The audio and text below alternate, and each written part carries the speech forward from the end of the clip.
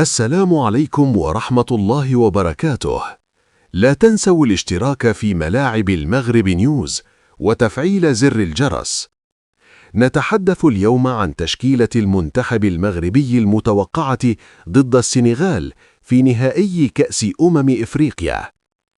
التشكيلة المتوقعة للمنتخب المغربي: حارس المرمى ياسين بونو، خط الدفاع نايف أكرد، آدم ماسينا، أشرف حكيمي ونصير مزراوي. خط الوسط نائل العيناوي، بلال الخنوس، أسباري. الأجنحة إبراهيم دياز، الزلزولي. الهجوم أيوب الكعبي. المباراة ستقام يوم الأحد 18 يناير 2026 الساعة 8 مساء على ملعب الأمير مولاي عبد الله. ما هي توقعاتكم لنتيجة المباراة؟ اتركوا آراءكم في التعليقات.